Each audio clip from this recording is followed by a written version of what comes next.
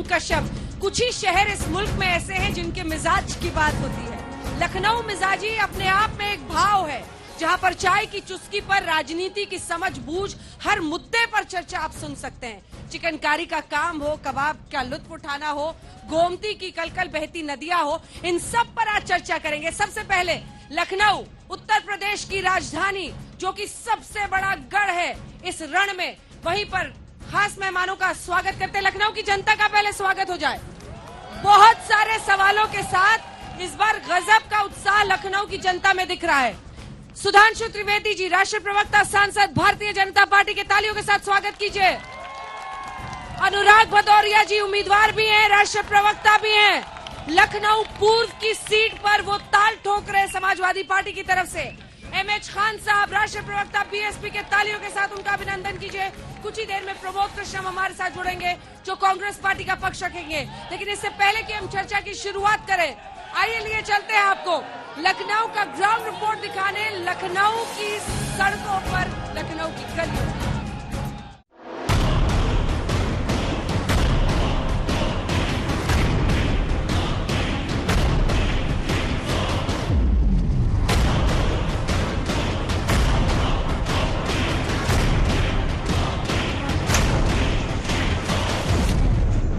आज बारी लखनऊ शहर की है। लखनऊ का मिजाज ही अलग है।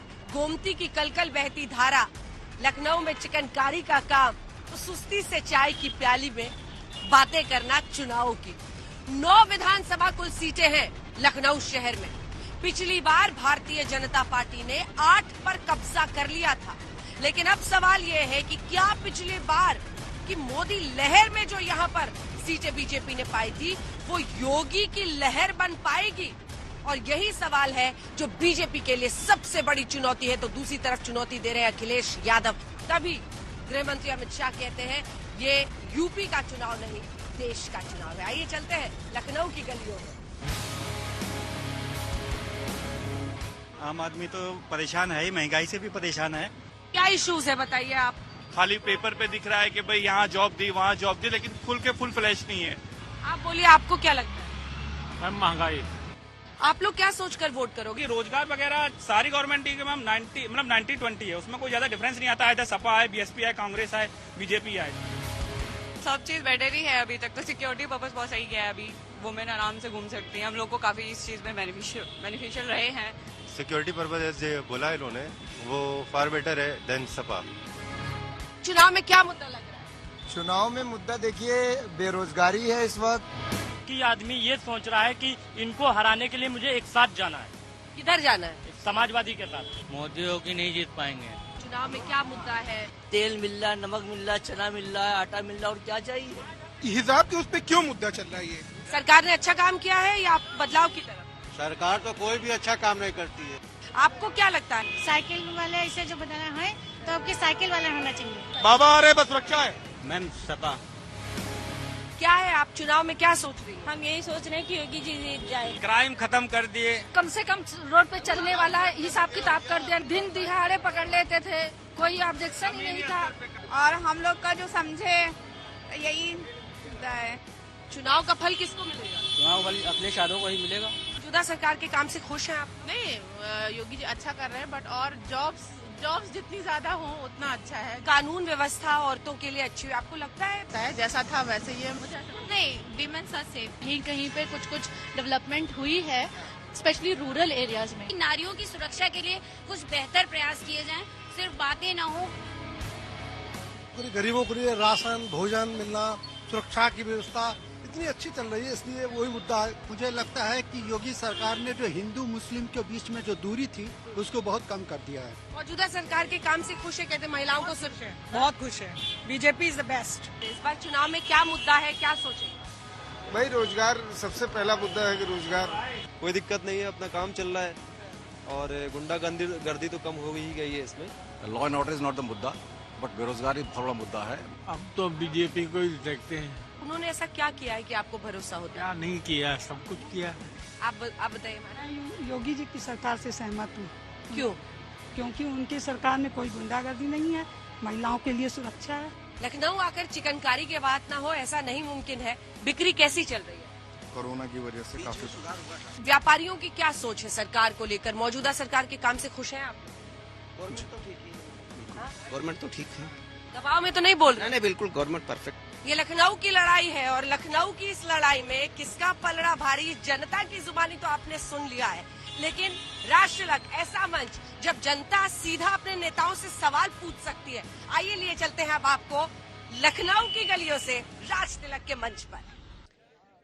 तो आइए चर्चा की शुरुआत करते हैं। सबसे पहले सुधांशु त्रिवेदी जी, आपके साथ मैं शुरुआत करना चाहती हूँ। भारतीय जनता पार्टी इतने दौर के जो अभी मतदान 2 हो चुके हैं, आपको लग रहा है आश्वस्त है आप लोग या नहीं? यार इस बार डगमगाई हुई दिखाई दे रही है। पिछली बार जो लहर थी वो दिख रहा है क्या इस बार? देखिए, सबसे पहले तो मैं कहना चाहूंगा, आपने जब लखनऊ की बात कही तो लखनऊ की जो तहजीब और लखनऊ की जो नजाकत नफासत है, उसके साथ हमारा संबंध क्या है। 1960 के दशक में रामप्रकाश गुप्ता जी मेयर रहे थे, फिर मुख्यमंत्री रहे, अटल जी 5 बार यहां सांसद रहे, राजनाथ जी रहे। तो जनसंघ के जमाने से हमारा वो संबंध है लखनऊ से कि लखनऊ हम पर फिदा, हम फिदाए लखनऊ, आसमां में क्या है ताकत जो छुड़ाए लखनऊ। और ये भी समझ लीजिए, जब तहजीब की बात आती है तो किस पार्टी की तहजीब लखनऊ की तहजीब से मैच खाती है, इस पे मुझे कुछ कहने की जरूरत नहीं है, पूरी देश की जनता को यह समझ में आती है। अब आपने जो कहा कि 2 चरण, देखिए 2 चरण का चुनाव हुआ है और दूसरे चरण के चुनाव के साथ भारतीय जनता पार्टी की दूसरी पारी का शानदार आगाज हो गया है। और उसका प्रमाण यह भी है, मैं ले रही हूं, सवाल ले रही हूं, उसका प्रमाण यह भी है कि समाजवादी पार्टी के नेता अध्यक्ष अखिलेश जी अब प्रदेश छोड़ के अपना गढ़ बचाने की जद्दोजहद में लगे हैं और इस पे भी संदेह है कि वो बचा पाएंगे या नहीं। आरंभ है प्रचंड तो किसका? अनुराग भदौरिया जी, आप खुद भी चुनाव लड़ रहे हैं। मैं तो एक बार जोर से बोलूंगा, सभी लोग बोलिए मेरे साथ, भारत माता की, भारत माता की। ये हमारा संस्कृति और संस्कार है उत्तर प्रदेश का, कि उत्तर प्रदेश। चलिए आचार्य प्रमोद कृष्णम जी भी आ गए, आ जाइए सर। हाँ बोलिए अनुराग जी, बोलिए। ये हमारे संस्कृति और संस्कार उत्तर प्रदेश के हैं। उत्तर प्रदेश का लखनऊ, उत्तर प्रदेश का लखनऊ उसको जिताएगा जो उत्तर प्रदेश के विकास की राजनीति करेगा। और मजेदार बात यह है, जो हमारे प्रवक्ता महोदय जी भारतीय जनता पार्टी के मेरी दाहिने हाथ पे खड़े हैं, मेरी बात पे मत जाना, उनके घर के सामने चले जाओ, रोड टूटी है, मैं कल ही गया था, टूटी रोड है। और मैं गया था चूंकि हमारे विचारधारा अलग हो सकती है, हमारे एक दूसरे के मतभेद वैचारिक हो सकते हैं, लेकिन जब हमारा व्यक्तिगत रिश्ता होता है, हम सब हिंदुस्तानी लखनऊ वाले हैं, इनकी माता जी का देहांत होगा था, हमारी भी चाची लगती, मैं उनके लिए गया था वहां पे, देखा वहां सड़क टूटी पड़ी हुई है, सड़क पे गड्ढे हैं, मैंने वीडियो करके दिखाया, देखिए ये हालत है जहां पे राष्ट्रीय नेता रह रहे हो, उनके बगल में मंत्री जी रह रहे हो, शिव प्रताप शुक्ला जी रह रहे हैं बगल में, केंद्रीय मंत्री बगल में, राष्ट्रीय प्रवक्ता बगल में, चारों तरफ रोड टूटी पड़ी है। तो सोचो उत्तर प्रदेश के बाकी जिलों का क्या हाल होगा जहां ये अपनी रोड नहीं बना। अरे सुधांशु जी, एक वीडियो आप भेज देते योगी जी को भी, हर बार आपको यही सुनना पड़ता है। देखिए ऐसा है ना, देखिए हमारी और इनकी सोच में क्या अंतर है ये मैं बताता हूं। कौन अपना कौन सबका साथ लेके चलता है। योगी जी सीएम बने, उनके पास बिजली विभाग के मंत्री लोग आए, साहब ये अप्रूवल चाहिए, किस बात का? गोरखपुर में 24 घंटे बिजली सप्लाई के लिए। किस लिए? सीएम कॉन्स्टिट्यूएंसी है, वीआईपी कॉन्स्टिट्यूएंसी है, इनको सब अपनी जगह चाहिए, अपनी जगह चाहिए। अरे सुनिए तो, अनुराग जी प्लीज। अरे भैया आप क्या बनाएंगे? ये सफाई एयर स्ट्रिप बनाएंगे जिसपे जेट प्लेन भी उतर सकता है। हम कहाँ बनाएंगे?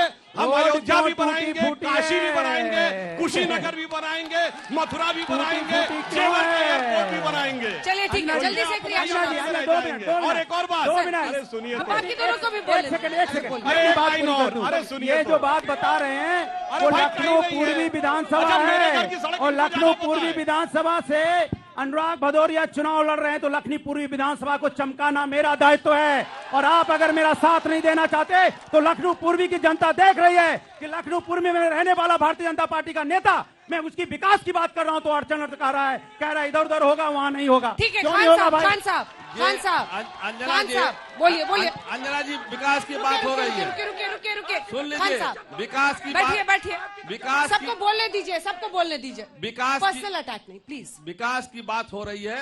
भगवान बुद्ध जी की मूर्ति सामने लगी है, देख लीजिए, भगवान बुद्ध मूर्ति। और किसने बनवाया? बहन कुमारी मायावती जी ने। आप जहां खड़ी होकर के डिबेट कर रही हैं, वो भी बहन कुमारी मायावती जी ने बनवाया है। ये पूरा 10-90 चौराहा से लेकर चलेंगे आप तो लखनऊ का विकास बहन कुमारी मायावती जी के दिया हुआ है। इसको कोई दोहरा नहीं सकता है। आप एयरपोर्ट से चलिएगा, लखनऊ में अगर कुछ देखने को मिलता था पहले तो कूड़ा कबाड़ा था। बहन कुमारी मायावती जी के आने के बाद हजरतगंज को हजरतगंज बनाया गया, सीवर लाइन बिछाई गई, सारी लाइनें अंदर की गई, जो तार बाहर थे उसको अंदर किए गए। प्लीज आप लोगों से मैं रिक्वेस्ट कर रही हूं, बहन प्लीज कुमारी आवाज नहीं जा रही। मायावती जी के शासनकाल में हुए हैं। हाँ। आचार्य प्रमोद कृष्ण जी माइक उठाइए। मैं आ रही हूँ, अभी जनता के भी सवाल लाइन ऐड कर दूं। आचार्य प्रमोद कृष्ण जी माइक उठाइए। एक लाइन ऐड कर दूं। ये सेंचुरी का दावा कर रहे हैं, वो सेंचुरी का दावा कर रहे हैं। 113 सीटें जहां पर वोटिंग हो चुकी है। आप लोग क्या डबल डिजिट पहुंच पाएंगे? हम लोग 403 सीट जीतेंगे, हम भी दावा कर रहे हैं। कितना? 400 सीट जीतेंगे हम। 400 सीट जीतेंगे, 400 सीट जीतेंगे हम। बताओ, हम दावा कर रहे हैं, क्या करें? सवाल इस बात का है अंजना जी कि इतना इंपॉर्टेंट चुनाव हो रहा है, उत्तर प्रदेश का भविष्य का फैसला होने वाला है जी। और उत्तर प्रदेश का चुनाव भारत के भविष्य का फैसला करेगा। गोमती के तट पे हम सब इकट्ठे हैं और जिस तरह की डिबेट हो रही है, मुझे तो लगता नहीं कि इससे कोई निष्कर्ष निकलेगा। मैं भी बोल दूंगा। अभी भदौरिया जी कह रहे थे, अपनी बात कह रहे थे, सुधांशु जी इतने विद्वान प्रवक्ता हमारे बीच में उपस्थित हैं। मैं सुधांशु जी से ये पूछना चाहता हूं, 2014 से लेके देश आपके हाथ में है या नहीं है? अब अगर आप शिकायतें सुनना नहीं चाहते सुधांशु जी, तो मैं कह दूं, मैं पूछना चाहता हूं, आप सुनना क्या चाहते हैं? आप सुनना क्या चाहते हैं? आप जो सुनना चाहते हैं, अंजना जी एक सेकेंड, सुधांशु त्रिवेदी जी जो सुनना चाहते हैं मैं बोल दूंगा। आप क्या सुनना चाहते हैं? कि देश में बेरोजगारी नहीं है, बोल दिया भैया, सब बेरोजगारी खत्म हो गई, रोजगार हो गया। देश में महंगाई नहीं है भैया, सुधांशु जी की पार्टी की सरकार ने सारी महंगाई दूर कर दी। देश के अंदर कोई भी आदमी गरीब नहीं है, किसान खुशहाल हो गया। और क्या सुनना चाहते हैं सुधांशु जी? आप बताइएगा। अरे जब समस्याओं की बात करते हैं तो आप सुनना नहीं चाहते हैं। आप कहते हैं साहब 70 साल में क्या हुआ? 70 साल में अगर कांग्रेस ने कुछ नहीं किया, नहीं 70 साल में अगर कांग्रेस ने कुछ नहीं किया तो फिर आपके प्रधानमंत्री और आपकी केंद्र की सरकार बेच क्या रही है? बेच क्या रही है भाई? है ना? क्या अंजना जी क्या कोरोना के अंदर दुर्दशा नहीं हुई इस प्रदेश में? क्या जो हालात आज इस प्रदेश के बने हैं, ये गंगा जमुनी प्रदेश, गंगा जमुनी तहजीब का प्रदेश है। ये सुनिए, ये महात्मा बुद्ध की मूर्ति के सामने हम खड़े हैं। ये भगवान श्री राम की धरती है, ये भगवान श्री कृष्ण की धरती है। मैं बोल रहा हूं जय श्री राम, जय श्री राम, जय श्री राम। बोलो, आप ही बोलो, राम सबके हैं, राम सबके हैं। अरे राम सबके हैं। जय श्री राम, सवाल सुनिए।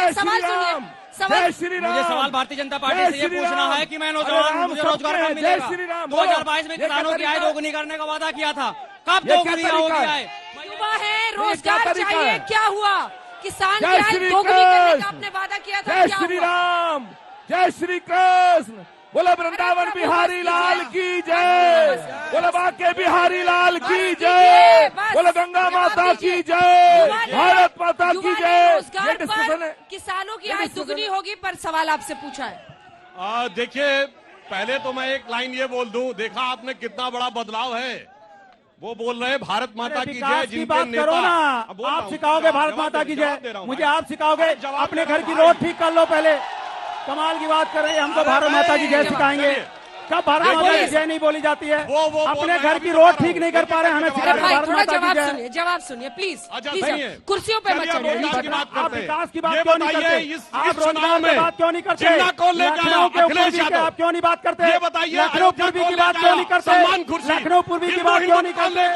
राहुल गांधी बाबरी मस्जिद पर दिल में है, शफीकुर रहमान पर क्या बात है? यही शादी अगर रहेंगे कोई नहीं बोलेगा। केटी हसन, समाजवादी पार्टी के लोग लेके आते हैं, पाकिस्तान हमारा नहीं दिया जाएगा क्या? अरे काहे बेरोजगारी की बात नहीं किए? क्यों नहीं बोले अखिलेश जी? अखिलेश जी बेरोजगारी की बात नहीं करेंगे। अब मैं बताता हूँ, क्योंकि वो इसलिए नहीं कर सकते कि जब उनकी सरकार थी तो 17% बेरोजगारी की दर थी, आज 4%। मैं पूछ रहा हूँ सवाल। कोरोना काल के बावजूद इसलिए नहीं बोल सकते अगर आप लोग बेरोजगारी। शोर करेंगे, एक सेकंड, शो करेंगे तो शो को रोकना पड़ेगा, शोर करेंगे तो। अच्छा, एक सेकंड प्लीज अनुराग जी, एक बार रिक्वेस्ट कीजिए प्लीज, आवाज नहीं सुनाई दे रही। सवाल सुन लो। वैसे मेरा अनुरोध ये है, सवाल और जवाब नहीं सुनेंगे, ताली बजाइए, मगर अरे सर मैं भाजपा से पूछना चाहता हूँ कि भगवान राम के नाम पर चुनाव लड़ते हैं लेकिन उनके शासन करने की मर्यादा भूल जाते हैं। भगवान राम एक बार अपने पुरजन को बुलाए और बोले जो अनित कछु भाषो भाई तो बर जो मैं बस भाई बिसराई। भाजपा के शासकों से जब पूछा जाता है तो वो दमन करते हैं और भगवान राम कहते हैं कि मैं गलती करता हूं तो मुझे बिना डर के कहो, और इनसे तो डर के कहना पड़ता है। डर के कहना पड़ता है। जो आपने बात बोली है, अब जवाब सुनिए, तो सुनिए, जवाब सुनिए। अब सुनिए, सुन लीजिए। जब आपने रामचरितमानस की चौपाई बोली है तो उसमें भगवान राम पहले ही ये कह दिए हैं कि राम विमुख अस हाल तुम्हारा, रहा न को कुल तारनहारा। हम थे 18, आज है 325, और जो राम भक्तों पे गोलियां चलवा रहे थे, समर्थन दे रहे थे, देखो कहां पे खड़े। और आज अंतर क्या है, ये बोल रहे हैं भारत माता की जय, जिनके नेता ने भारत माता को डायन बोला था आजम खान ने, वो बोल रहे हैं श्री राम की जय, जिन्होंने गोली चलवाई थी। जानते क्यों? अरे बदले बदले मेरे सरकार नजर आते हैं, दिल्ली में मोदी और लखनऊ में योगी सरकार नजर आते हैं, इसलिए ये बदले हुए। और हम मेरा सवाल समाजवादी पार्टी से है, मैं एक आम जनमानस हूँ, मेरे लिए सुरक्षा एक बड़ा मुद्दा है। कल इनके राष्ट्रीय अध्यक्ष जी ने आपकी कन्नौज की तिरवा विधानसभा में पुलिस को ए पुलिस करके बुलवाया। दूसरी बात, कल भाजपा के राष्ट्रीय प्रवक्ता राकेश त्रिपाठी जी को एक आम समाजवादी कार्यकर्ता फोन पे धमकी देता है जान से मारने की। शाम को आपकी ये मलहनी सवाल क्या है? आपका सवाल समान है सुरक्षा का मुद्दा। सुरक्षा का मुद्दा, ए पुलिस क्या होता है? ए पुलिस क्या होता है? रुको अंजना जी एक बार रुको। अरे रुको, रुकने वाले नहीं है यार, ये गुंडे वाली पार्टी है। एक सेकंड, अगर अपने नेता की बात नहीं सुनिएगा तो किसकी रैली नहीं है भाई। सुनिए, मैं रिक्वेस्ट कर रही हूँ, अरे बोलने दो। अरे आप चुप हो जाइए, बोलने दीजिए। अरे चुप हो जाइए प्रभु। प्रभु क्या करूँ प्रभु? मैं तो इतना ही पूछ रहा हूँ। अंजना जी बोलिए सर। यहाँ पे कितने लोग खड़े हैं, पूछ लीजिए क्या महंगाई मुद्दा है, पूछ लो। मुद्दा बेरोजगारी है, हाथ उठवा लीजिए, देख लीजिए। हाथ उठाइए, कितने लोग बेरोजगारी को मुद्दा मानते हैं? सुधांशु जी। अरे भैया, अरे सुनिए अंजना जी इन्होंने बोला है, अंजना जी बीजेपी वालों को रोजगार नहीं चाहिए क्या? अरे सुनिए, नहीं चाहिए। अरे सुनिए, आपने सवाल क्या पूछा था? अब अंजना जी हमें जवाब दे दूं? अंजना जी बोलने का नहीं। अंजना जी अरे सुन लीजिए मेरी बात। भाई देखिए 5 MP वालों को बुलवा रही हैं आप, 10 MP हमारे। 10 सेकंड सुन लीजिए, 10 MP है। अरे सुन लीजिए ना अंजना जी, आपकी डिबेट यहीं खत्म हो जाती है। मुद्दा सिर्फ महंगाई है, बेरोजगारी है। ये ध्यान भटकाने की बात करने वाले लोग हैं, सिर्फ ध्यान भटका रहे हैं। मुद्दा महंगाई बेरोजगारी है, चुनाव भी महंगाई बेरोजगारी पे हो रहा है, और उत्तर प्रदेश का चुनाव महंगाई बेरोजगारी पे होगा। भारतीय जनता पार्टी को ये जनता खदेड़ देगी, और यहाँ कुछ नहीं बचेगा। जोर से बोलो। एक बार नजारा दिखा देता है, यहाँ से योगी के नारे निकल रहे हैं, तो इस हिस्से में देखिए यहाँ पर अखिलेश को लेकर नारेबाजी हो रही है, दोनों ही तरफ से अपनी अपनी टीम को संभाले हुए। आपके पास खान साहब आना चाहती हूँ। देखिए, आप लोगों के सवाल नहीं हो पाएंगे, अगर आप लोग शोर मचाएंगे तो सवाल नहीं हो पाएंगे। पीछे चलिए, सवाल ही नहीं हो पाएंगे आप लोगों के, शोर मचाएंगे। खान साहब देखिए, लड़ाई दो तरफा हो चुकी है। नहीं, दो तरफा कुछ नहीं है। भारतीय जनता पार्टी कह रही है जय श्री राम, कांग्रेस वाले कह रहे हैं जय श्री राम। बात सुनिए, देखिए ये कह रही है दिक्कत हो रही है इधर बैठने। ये महिलाओं का सम्मान नहीं करना जानते हैं। ये समाजवादी पार्टी के लोग महिलाओं का सम्मान नहीं करना जानते हैं, महिलाओं को अपमानित कर रहे हैं। सामने से बैठ जाइए, ये बात ठीक नहीं है। अब मैं यही पे खड़ी रहूंगी, ये ठीक बात नहीं है। महिलाओं को आके शिकायत करनी पड़ रही है। वो पार्टी है जो कहती है लड़कों से गलती हो गई। बैठिए, ये नहीं चलेगा, ये नहीं चलेगा, ये गुंडागर्दी नहीं चलेगी, ये गुंडागर्दी नहीं चलेगी। आप ऊपर आ जाओ, आप लोग ऊपर आ जाओ, आप लोग ऊपर आ जाओ, ऊपर आ जाओ। ये समाजवादी पार्टी के गुंडे। अब थोड़ा मामले को शांत करिए, प्लीज शांत हो जाइए। सुनिए, शांत करिए, फिर मैं बताता हूँ। हम लोग चल रहे हैं भैया। कि यूपी में काबा, यूपी में काबा दोनों बताएंगे। अब देखिए, नहीं देखिए, आपके मंच पे आके भारतीय जनता पार्टी का कार्यकर्ता समाजवादी पार्टी मुर्दाबाद बोल रहा है, नहीं, ये महिलाओं गलत के है। साथ अपमान कर रहा है। ये हम गलत डिबेट है। नहीं करेंगे, हम हम ये डिबेट गलत है। नहीं करेंगे। अनुराग जी गलत बात है, अनुराग जी गलत बात है। जाने दीजिए। अनुराग भदौरिया जी, अरे अनुराग भदौरिया जी, ये क्या बात हो गई? चले ठीक है, सुधांशु जाने दीजिए, जाने दीजिए। अब देखिए, मैं मैं बताता हूँ, क्योंकि ये बौखलाहट दिख रही है, मैं बताना चाह रहा हूँ। और देखिए, उनके बाद मुद्दा होता तो भागते नहीं। ठीक है, वापस मुद्दों पर आते हैं, वापस इश्यूज पर आते हैं। महंगाई, बेरोजगारी, मैं इस पे आ रहा हूँ। देखिए, बैठिए अपनी जगह मुद्दे पे। को लेकर जो बौखलाहट है सपा के वो एक्शन में दिख रही है, तो मैं अपनी लाइन पूरी कर दूं। जो यहाँ दिखा है, बताए यूपी में काबा कि हाथी तो गिराए बा, पंजा बिखराए बा, बबुआ बौखलाए बा और बाबा का भोकाल बा। ये जो बात कर रहे हैं ना सुधांशु जी, अभी जरा इनसे पूछिए क्या कह रहे थे इनके मुख्यमंत्री जी। बजरंग बली हमारे, अली तुम्हारे, ये मुख्यमंत्री की भाषा होती है। आप महंगाई पर एक बात नहीं बोल पा रहे हो, आप डीजल पेट्रोल के बढ़े हुए दाम पर एक मरतबा नहीं बोल पा रहे हो। पहले कहते थे ये कंपनियां डिसाइड करती हैं, भाई हमारे हाथ में नहीं है। अब क्यों नहीं दाम बढ़ रहा है? 10 तारीख के बाद इतना दाम बढ़ेगा पेट्रोल डीजल का, गैस सिलेंडर का, कि कमर टूट जाएगी जनता की। जनता होशियार हो जाओ, ये भारतीय जनता पार्टी लुटेरी पार्टी है और दंगाई पार्टी है, और बहुजन समाज पार्टी लेके आएगी सुशासन लेके आएगी। अभी देखिए गुंडा पार्टी के लोग भाग गए, महिलाओं के ऊपर, हमारी महिलाएं बैठी थी उनके ऊपर ये बात कहा जा रहा था। दूसरी बात, एक नारा लगा है, नारा सुनिए, इन्होंने लगाया जय श्री राम, उन्होंने लगाया जय श्री राम। हम महिलाओं को नहीं छोड़ सकते हैं, बोलिए, हम बोलते हैं नारा, हमारी बहुजन समाज पार्टी का नारा है जय सिया राम, जय सिया राम, जय सिया राम, ये नारा होगा। ठीक है सुधांशु जी। देखिए, जो इन्होंने बात कही, मैं अब एक और बात गंभीरता से कहता हूं, ना हमारी बात पे विश्वास करिए ना इनकी बात पे। आज इंटरनेट के जमाने में कुछ मुश्किल नहीं, जाके देखिए महंगाई दर कितनी है, 5.8%। और जब इनकी सरकार आई तब कितनी थी? तब थी 11%। आज जाइए, एलपीजी गैस का सिलेंडर 800 से 900 रुपए है, और जनवरी 2041 में 1241 रुपए का सिलेंडर था। कोई जाके चेक कर ले, अरे करोड़ों दर्शक का हिसाब है, गेहूं का हिसाब है, अपना मोबाइल खोलो क्या रेट और है, देखो जनवरी 2014 क्या रेट है, एलपीजी सिलेंडर 1241 रुपए। डीजल का दाम बताइए क्या रेट है, इस दौर में भी हमने महंगाई बताइए क्या रेट है, आचार्य प्रमोद किशोर जी, क्या रेट है? अरे भाई मैं बता रहा हूँ, कह रहे हैं इससे पहले की जो सरकारें थी वो नाकाम रही। बताइए क्या रेट है। इन्होंने जो शब्द प्रयोग किया, ये बताइए, हमारा नारा नहीं था। यूपी में एक बार नारा लगा था ना, चढ़ गुंडन की छाती पर मुहर लगाओ हाथी पर, ये इनका नारा था, हमारा नहीं था। गुंडन की छाती पर मोहर लगाओ हाथी पर। आज भी मैं कह रहा हूँ, चढ़ गुंडन के छाती पर लगाओ मोहर हाथी पर। ठीक है, क्यों नहीं कहेंगे? गुंडागर्दी खत्म करेंगे हम, आचार्य समाज पार्टी गुंडागर्दी खत्म करेगी। देखिए अंजना जी, बोलिए बोलिए, आप बोलिए आचार्य जी, उधर मत सुनिए। सियाराम, जय सियाराम बोलो ना। माता जी को कहाँ छोड़ दे रहे हो? ऐसे शो नहीं होता, माइक नहीं, आपकी आवाज नहीं जाएगी, रुक माता जी को मत छोड़ो। अरे बता रहा हूं, जो ये समझ नहीं पा रहे भाई। जय सियाराम होगा जब राम लला है, अभी तो लला है भाई, अभी तो जय श्री राम ही होगा। जब विवाह होगा तब जय सियाराम होगा। आपने तो राम को भी लला, सियावर रामचंद्र की जय को होगी। भी बच्चा बता दिया। अब यहाँ से कंप्लीट करना है कांग्रेस पार्टी को। राम को भी बच्चा, आप समझ रहे हैं कांग्रेस की लड़ाई किस चीज से है? अरे राम बच्चा नहीं है भाई, राम तो सबके हैं, राम बच्चा नहीं है, राम सबके हैं, सबके पालनहार हैं। अंजना जी, जब मिथिला में जाएंगे तब जय सिया राम होगा। अवध में तो राम लला है, इसलिए जय श्री राम हो रहा है। सीता जी का नाम नहीं ले पा रहे हो, सीता जी का नाम लेने में भारतीय जनता पार्टी को गुरेज हो रहा है। अच्छा सुनिए, सीता जी का नाम नहीं ले पा रहे हैं। खान साहब अब सुनिए, सुधांशु जी की पार्टी और हमारी श्रद्धा में क्या अंतर है?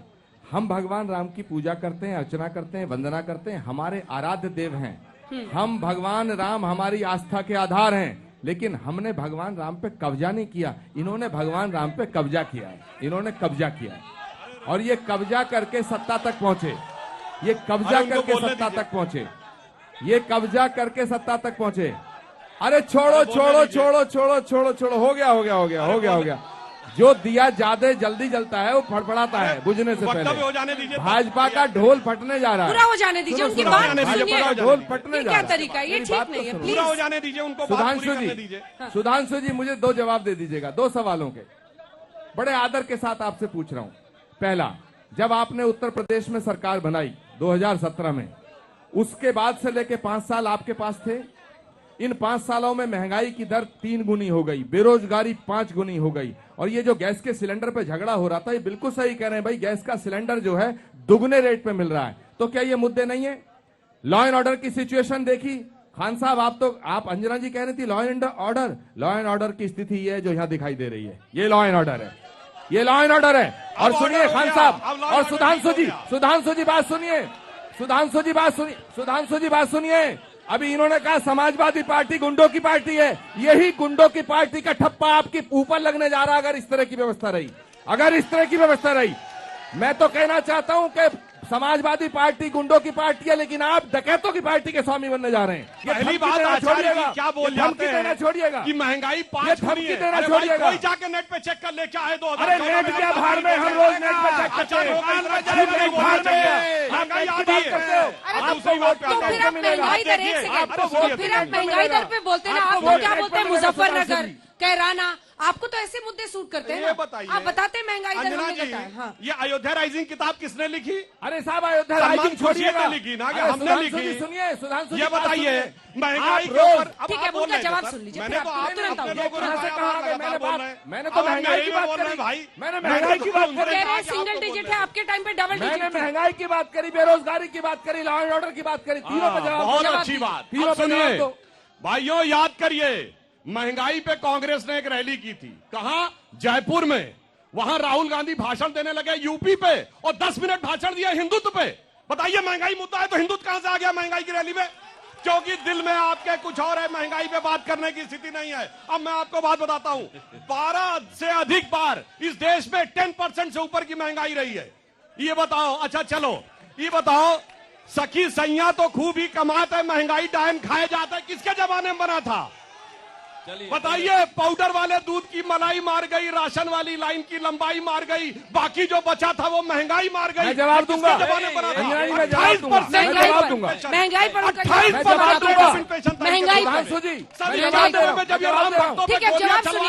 14% रेट ऑफ इन्फ्लेशन था। 14% आज से 3 गुना महंगाई थी। कोई जाके चेक कर ले, मैं चैलेंज करता हूं। 1991 में 13.9% रेट ऑफ इन्फ्लेशन, बेरोजगारी भयानक, फॉरेन एक्सचेंज रिजर्व 1 बिलियन से कम, और देश में सोना गिरवी रखा गया तो वो गोली चलवा रहे थे, ये उनको समर्थन दे रहे थे, दोनों कह रहे थे बाबरी मस्जिद दोबारा बनवाएंगे, और आज कह रहे हैं बेरोजगारी पे बात करें। ठीक है, महंगाई पर उनका जवाब। उसके बाद खान साहब आ रहे हैं। सुधांशु जी, आपने कहा कि कांग्रेस की हुकूमत जब थी महंगाई थी।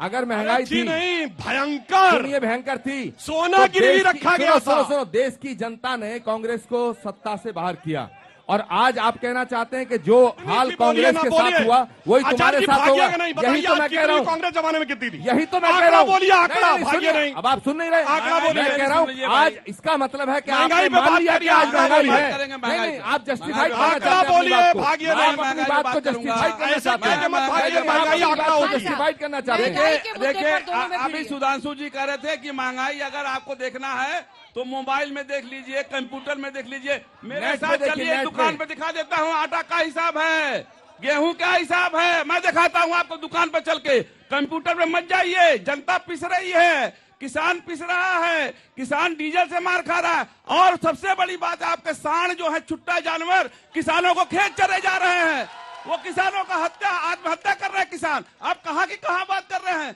आप जमीन का ये हकीकत में आइए, जनता परेशान है। हाँ, तीनों से कंक्लूडिंग रिमार्क ले रहे हैं। सुधांशु जी, आप लास्ट में बोलिएगा। प्रमोद कृष्णम जी, जो अभी परिस्थिति है, ये एसपी और बीजेपी के बनाम जंग दिख रही है। ऐसे में सवाल ये है कि वो सत्ता वापसी की लड़ाई लड़ रहे हैं। क्या विपक्ष, ठीक है, ठीक है, मैं ये नहीं मानता हूँ, क्या विपक्ष, आपत्ति करता हूँ, आप नहीं कह सकती हैं। अगर एकजुट होता तो ज्यादा तगड़ा मुकाबला नहीं होता। मेरी इस पर आपत्ति है, मेरी इस पर आपत्ति है कि समाजवादी पार्टी ठीक है खान साहब, ठीक है खान साहब, नहीं मेरी आपत्ति है। अच्छा ठीक है, आप ही है लड़ाई में, नहीं हमारी सरकार बन रही है, हमारी भी लड़ाई है। ठीक है, चलिए जवाब दीजिए। हमारी नहीं, इस बात पे मेरी भी आपत्ति है। सुधांशु जी, आप चिंतित मत होइए, इस बात पे मेरी भी आपत्ति है कि उत्तर प्रदेश के ये भी चुनाव सरकार में बना रहे हैं इस बार। उत्तर प्रदेश के चुनाव में कांग्रेस की सरकार बन रही है। उत्तर प्रदेश के चुनाव में बीजेपी कहती है हम 300 से ज्यादा सीट जीतेंगे, समाजवादी पार्टी कहती है हम 400 सीट जीतेंगे। हम भी दावा करते हैं जनतंत्र में सारी शक्तियां जनता में निहित होती हैं। जनता चाहती है तो सिंहासन पे बैठा देती है और जनता चाहती है सिंहासन से उखाड़ के बाहर फेंक देती है। और सुधांशु जी याद रखिएगा, सुधांशु जी 10 मार्च को आपका सिंहासन से आपको उतार के उत्तर प्रदेश की जनता फेंकेगी। परिवर्तन सुनिश्चित है, परिवर्तन सुनिश्चित है, परिवर्तन सुनिश्चित है। बीएसपी में कितना दम? बीएसपी पूर्ण बहुमत की सरकार बना रही है, क्योंकि हम सांप्रदायिकता की बात नहीं करते हैं, हम सर्वजन हिताय सर्वजन सुखाय की बात करते हैं। हम सब जात बिरादरी धर्म को लेकर चलने वाली पार्टी है। और बहुजन समाज पार्टी देखिएगा, बहुजन समाज पार्टी जो ये विकास दिखाई दे रहा है, इससे ज्यादा विकास दिखाई देगा। जनता इसी विकास पे वोट देगी, जनता लॉ एंड ऑर्डर पे विकास दोगी। अभी उन्नाव की हमारी बेटी के साथ रेप हुआ और समाजवादी पार्टी का राष्ट्र जो बेटा था उसने गाड़ दिया जमीन में गाड़ करके। ये लॉ एंड ऑर्डर का इतिहास इनका है। बुलडोजर कब चलाएंगे उसके ऊपर? उन्नाव की बेटी को जो हत्यारा है उस पर बुलडोजर कब चलाएंगे? जवाब दीजिए सुधांशु जी, जवाब दीजिए। अब कंक्लूडिंग रिमार्क कहना तो एक लाइन में बोल देता हूं। इन्होंने 10 मार्च कहा है ना, 10 मार्च को गुलाल उड़ाती भाजपा की टोली होगी, इनके लिए मुहर्रम होगा, अपनी भैया होली होगी।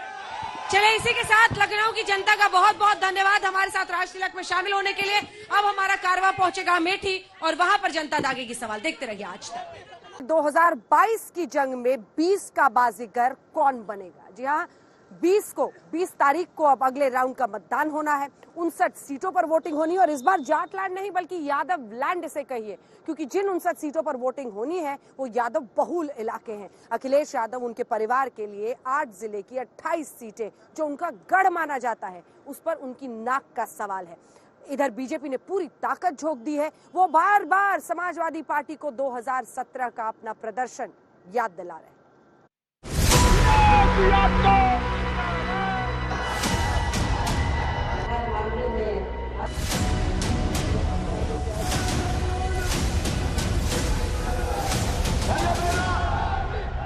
उत्तर प्रदेश विकास के पथ पर अग्रसर है।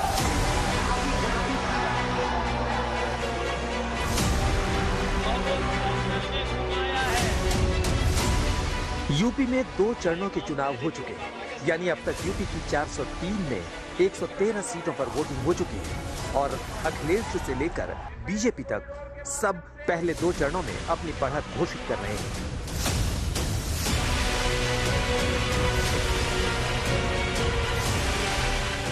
समाजवादी पार्टी और गठबंधन के लोगों ने शतक मार लिया है। अब 22 में भाजपा को जिताकर बाउंड्री लगानी है, चौका लगाना है। यूपी के लोगों ने ठान लिया है कि होली आने से पहले 10 मार्च को ही रंगों वाली होली हम धूम से विजय की होली मना देंगे। बीजेपी और सपा को तलाक तलाक तलाक। मोदी जी, योगी और अखिलेश को क्या करेंगे, क्या देंगे? तलाक तलाक तलाक। फाइनल किस्सा खत्म। यूपी के 2 चरणों में जाट बेल्ट संपूर्ण हो जाती है। अब चुनाव सेंट्रल यूपी की तरफ बढ़ रहा है। यहाँ यादव बेल्ट और बुंदेलखंड की सीटों पर जोर आजमाइश जबरदस्त चल रही है। तीसरे चरण में चुनाव की चाल बदली है, मुद्दे बदले हैं, नेताओं के तेवर बदले हैं। 20 फरवरी को तीसरे चरण में 16 जिलों की 59 सीटों पर वोट डाले जाएंगे। हम आपको बता दें कि 2017 में सत्ता में रहने के बावजूद समाजवादी पार्टी ने अपने गढ़ में अपना सबसे खराब प्रदर्शन किया था। 2017 में तीसरे फेज की 59 सीटों में से समाजवादी पार्टी को 8 सीटें मिली थी, जबकि गठबंधन की सहयोगी कांग्रेस केवल 1 ही सीट जीत पाई थी और बीजेपी ने सर्वश्रेष्ठ प्रदर्शन करते हुए 59 में से 49 सीटें जीतने का रिकॉर्ड बनाया था। जबकि 2017 में पहले 3 चरणों की 172 सीटों में से 140 सीटें बीजेपी ने अपने नाम की थी। लेकिन इस दफा चुनाव की हवा अलग है। बीजेपी 300 पार का दम भर रही है तो अखिलेश भी मुकाबले में दमखम के साथ खड़े हैं।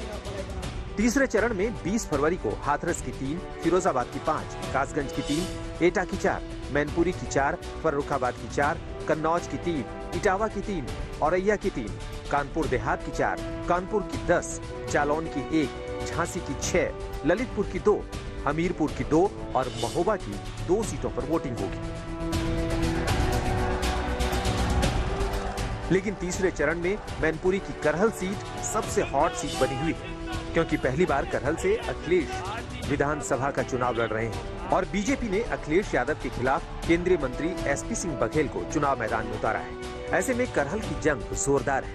मैनपुरी में मुलायम सिंह यादव ने अखिलेश के लिए वोट मांगे तो योगी भी करहल में प्रचार करने पहुंच गए और उन्होंने मुलायम सिंह के भाषण को ही निशाने पर ले लिया। अब जो यहाँ उम्मीदवार हैं, जो भी उम्मीदवार यहाँ हैं, वो अखिलेश उम्मीदवार हैं, कांग्रेस को भारी बहुमत जिताने हाँ मेरी भावना है, उसको पूरी भावना का आदर करते हुए अखिलेश को भारी बहुमत जिताना और समाजवादी पार्टी को मजबूत करना। तो नेताजी ने कल यही कहा कि भाई ठीक है, तुम लोग जो चाहो तय कर लो, अपना विधायक चुन लो। दूसरा व्यक्ति बोला जा रहा है कि नाम बोल दीजिए, नाम बोल दीजिए। वो कह रहे कौन लड़ रहा है यहाँ से सपा का प्रत्याशी, मुझे तो पता ही नहीं है। अब ये दुर्गति हो गई हो कि बाप पुत्र का नाम न जान रहा हो। वैसे करहल में बीजेपी की जीत आसान नहीं, क्योंकि मुस्लिम और यादव का समीकरण तगड़ा है। करहल में 3,70,000 वोटर हैं, जिनमें यादव 1,40,000 और मुस्लिम 14,000, यानी MY वोट 1,54,000 है और गैर MY वोट 2,16,000 है। बीजेपी इसी पर फोकस कर रही है। हम आपको बता दें कि योगी आदित्यनाथ ने करहल में जिस जगह रैली की वो गैर यादव इलाका माना जाता है। समाजवादी कुनबे को विकास पसंद नहीं, उनके लिए सबका साथ और सिपाही खानदान का मात्र विकास, यही एकमात्र उनका नारा है। तीसरे दौर में अखिलेश ने खास रणनीति के तहत करहल को चुना है। समाजवादी पार्टी के रणनीतिकारों का मानना है कि अखिलेश यादव के चुनाव लड़ने से उनके कोर वोटर एकजुट होंगे, जिसका सीधा असर आसपास के जिलों पर भी पड़ेगा। इसीलिए अखिलेश यादव तीसरे दौर में पूरे समाजवादी कुनबे की एकजुटता दिखा रहे हैं। पिता और चाचा को साथ लाए। मैंने तो पूरा आशीर्वाद दे दिया है, नेता मान लिया है और 2022 में अखिलेश को मुख्यमंत्री बनाना है और उत्तर प्रदेश में परचम फैलाना है और भारतीय जनता पार्टी का सफाया करना है। तो इसलिए हम लोग एक हो गए। हम देख सकते हैं कि नेताजी तो पहले से ही साथ थे और आज सब लोग साथ हैं। चाचा जो पार्टी हालांकि दूसरी है, लेकिन उसके बावजूद भी समाजवादी पार्टी के साथ हैं और उनका चुनाव चिन्ह भी साइकिल है। तो ये खुशी की बात है कि सब साथ हैं आज। हम आपको बता दें कि शिवपाल सिंह यादव इटावा जिले की जसवंत नगर सीट से चुनाव लड़ रहे हैं, लेकिन शिवपाल यादव प्रचार के दौरान अखिलेश के विजय रथ में उनके साथ दिखे तो योगी आदित्यनाथ ने तगड़ा तंज कर दिया। मुझे तो कल बड़ा लग रहा था कि कहाँ ये प्रदेश भर में घूमता था, हजारों लोग उनके साथ जाते थे। नेताजी का प्रमुख सिपा सालार हुआ करता था और कल उस बेचारे को कुर्सी का हत्ता मिला बैठने के लिए, कुर्सी का हत्ता। तीसरे चरण का प्रचार समाप्त हो चुका है। सभी पार्टियों ने वोटरों को लुभाने के लिए अपने अपने पासे फेंक दिए हैं। अब 2022 की जंग में ये 20 फरवरी का बाजीगर कौन बनेगा, इसका इंतजार रहेगा। आज तक ब्यूरो। प्रधानमंत्री नरेंद्र मोदी ने आज दिल्ली में अपने आवास पर प्रमुख सिखों से मुलाकात की।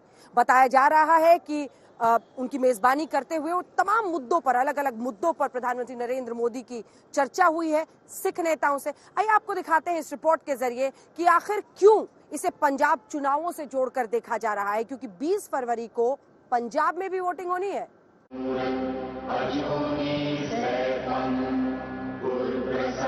अमृतसर में आपको मिले थे जी, और उसके बाद आज मिले। कितना साल हो गया जी। इन तस्वीरों के क्या मायने हैं? पंजाब चुनाव से ठीक 2 दिन पहले और प्रचार के आखिरी दिन प्रधानमंत्री मोदी अपने आवास पर सिख समुदाय के प्रमुख लोगों से मिल रहे हैं। मैं आपको कहता हूँ, ये घर आपका है। मैं भी आप ही की तरह चलते चलते आया हूँ कल चलते चलते की गुरुद्वारे चला जाऊं। पंजाब में 20 फरवरी को 117 सीटों पर वोट डाले जाएंगे। उससे पहले इस मुलाकात को विपक्ष भले ही सियासी चश्मे से देख रहा हो, लेकिन प्रतिनिधिमंडल के नेताओं ने इस मुलाकात को गैर राजनीतिक बताया। ये सारे धार्मिक संस्थाओं के मुखी हैं। ये सारे देश की सम्मानित संस्थाओं को चलाते हैं, जथेदार साहिबान, इलेक्टेड बॉडीज। हमारा पर्पस क्या था कि जो पिछले लंबे समय से सिख जो हैं वो पिछले 75 सालों से तब से पीड़ा और दर्द महसूस कर रहे हैं जब से मुल्क आज़ाद हुआ, क्योंकि उनकी बातें नहीं मानी गई। वैसे पंजाब में चुनाव प्रचार के आखिरी दिन सभी दलों ने अपनी अपनी पूरी ताकत झोंक दी। दिल्ली से हिमांशु मिश्रा के साथ आज तक ब्यूरो।